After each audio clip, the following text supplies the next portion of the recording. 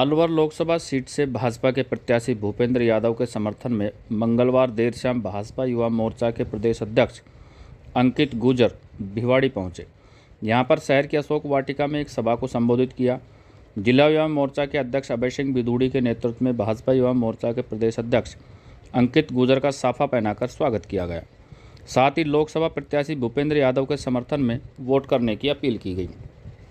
इस दौरान युवा सम्मेलन में जनता के लिए लगाई गई कुर्सियां खाली ही रही, यानी कि लोग नेताओं को सुनने के लिए तैयार ही नहीं हैं, लेकिन नेता है कि मानते ही नहीं, अपना भाषण लोगों को सुना कर ही रहेंगे।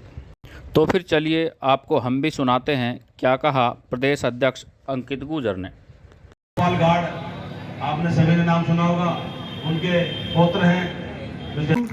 ये चुनाव आपका और हमारा नहीं, ये चुनाव देश के प्रधानमंत्री जी नरेंद्र मोदी जी का चुनाव है। ये चुनाव आने वाले भविष्य का चुनाव है, ये हमारी आने वाली पीढ़ियों का चुनाव है।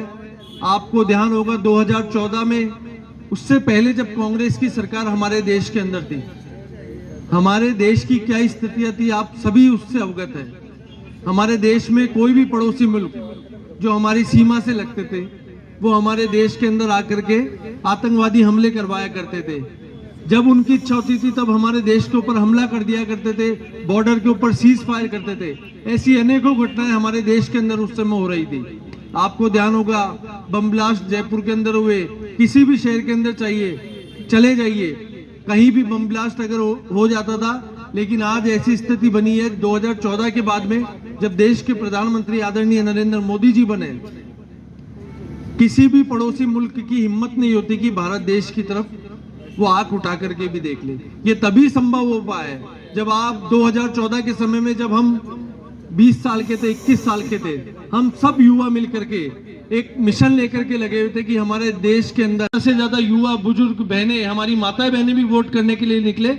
आप सभी युवा मोर्चा को ये कार्य करना है। आप लोग एक अल्प समय की सूचना के ऊपर यहाँ पर पधारे और आप बैठे एक भव्य कार्यक्रम कराया। इसके लिए भी मैं अध्यक्ष जी का और पूरी टीम का धन्यवाद देना चाहता हूं। आप सब ने बुलाया, सम्मान दिया, इसके लिए बहुत बहुत धन्यवाद। जय हिंद, जय भारत।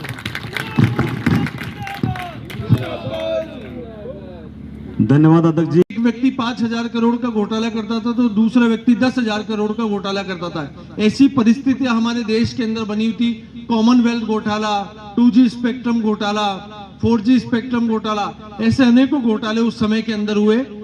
लेकिन आज 2014 के बाद में परिस्थितियां बदली है। उस समय का युवा हताश था, लेकिन आज युवा उम्मीद से नरेंद्र मोदी जी को देखता है कि हमारे देश के प्रधानमंत्री जी हमारे लिए कुछ करेंगे। आपको ध्यान होगा कि देश के प्रधानमंत्री जी ने युवाओं के लिए रोजगार तो दिया ही दिया, रोजगार के साथ साथ स्वरोजगार का कार्य अगर किसी ने किया तो देश के प्रधानमंत्री नरेंद्र मोदी जी ने किया। आपको ध्यान होगा स्टार्टअप योजना हम सब युवाओं के लिए है। स्टार्टअप योजना के माध्यम से आप कोई भी युवा अगर नया काम करना चाहते हैं, उसके लिए आपको 10 लाख रुपए का ऋण देने का काम इस भारतीय जनता पार्टी की सरकार ने किया। और जो ये 2024 का घोषणा पत्र था, इस घोषणा पत्र के अंदर इस स्टार्टअप जो ये योजना है, इसको 10 लाख से बढ़ा करके 20 लाख करने का काम देश के प्रधानमंत्री नरेंद्र मोदी जी ने किया है, ताकि ज्यादा से ज्यादा युवा इस स्टार्टअप योजना के माध्यम से अपने नए नए कार्य स्थापित कर सके, नई नई मशीनरी ला करके अपने काम स्थापित कर सके। ऐसे अनेकों कार्य देश के प्रधानमंत्री जी मोदी जी ने किया है। आपको ध्यान होगा रोड के ऊपर बैठ करके जो सामान बेचते हैं, हमारे फुटकर व्यापारी होते हैं, उनको भी 10-10, 20-20 हजार रुपए का लोन देने का काम निःशुल्क बिना ब्याज के देने का काम अगर किसी ने किया है तो देश के प्रधानमंत्री जी ने, मोदी जी ने किया है।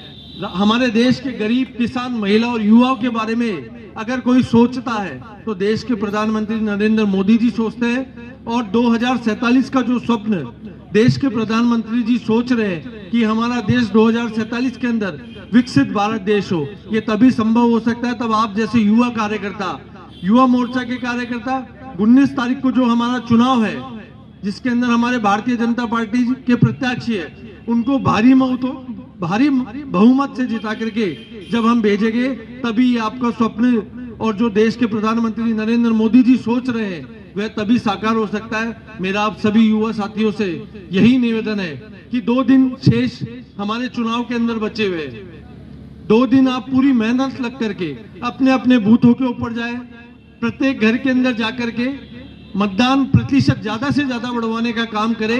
ये युवा मोर्चा के कार्यकर्ताओं को ही करना है और ज्यादा से ज्यादा मतदान केंद्रों पर लाने का काम भी ये युवा मोर्चा के कार्यकर्ताओं को करना है। 2 दिन